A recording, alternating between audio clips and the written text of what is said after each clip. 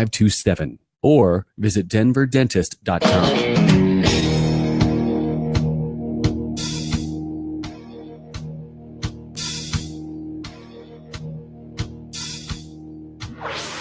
Revolutionizing the way people treat people in business. The Experience Pros, America's home for positive business talk.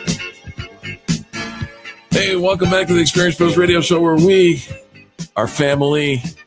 Yes, we are. Yes, we are. I got all my sisters with me.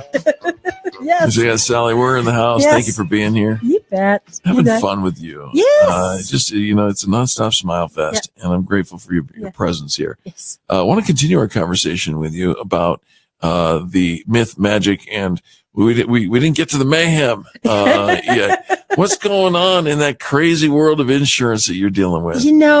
Every time I think I have got it figured out and I can't possibly be asked one question that I haven't already heard before, I got hit with one this year. 25 years I've been doing this, and someone says, well, I had one of the mayhems. I do what I call the easy executive summary for my clients, so they don't have to read through a lot of paperwork, right? To get the nuts and bolts, the Cliff Notes version.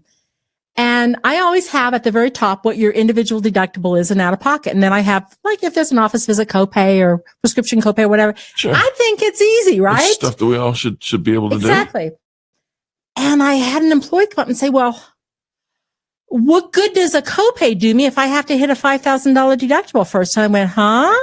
It's actually kind of a good question. And I went, yeah. I paused. So I said, you mean that you read that spreadsheet that I did for you to say that you have to pay that deductible first before you get to a copay? No. That's not how it works.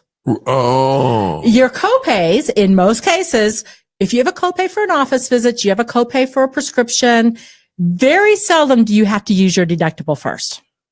Really? So the copay's for. So when I told them that, when you go see the doctor, you're sick, you pay that $30 copay. Taking out my insurance card right now. Now, there are some plans that isn't the case, but if it says copay, 9 times out of 10, there's no deductible involved. Deductibles usually come into play when you have lab work, x-rays, that kind of stuff. So that was 25 years of this.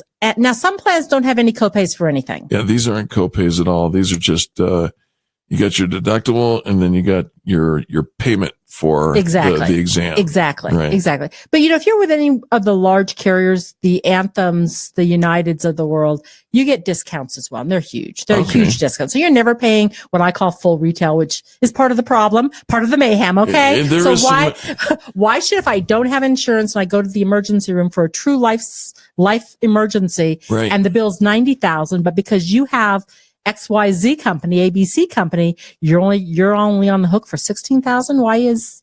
Why is that? Yeah. And that's a mayhem moment for me. That is a mayhem moment. So I've had to redo my spreadsheets, and now I have another explanation that I put in, and I make it very, very clear. For plans with copays. Plans with copays, you have a copay. You don't pay the deductible first. So that was a little bit of mayhem in my own world, because I thought it was clear cut, but it wasn't clear cut by any means. And anyway, another mayhem that I just like, and this comes from a lot of the stuff that I send out now to my employers. All right. The mayhem moments. You're doing all the right things. You have a benefit program and all of that. When you have new employees come in, we sit down with them. We told them about the program, what's in the plan, do all the documents and all that. Sounds all right to me. Easy peasy, right? Right. Okay, so what if you have an employee that says, well, you know what, my spouse works for, the state of Colorado, and we have a great plan, so I'm going to stay on their plan. Great. Get that waiver signed. And the waiver says that you were offered benefits, but at this time you choose not to go with those benefits.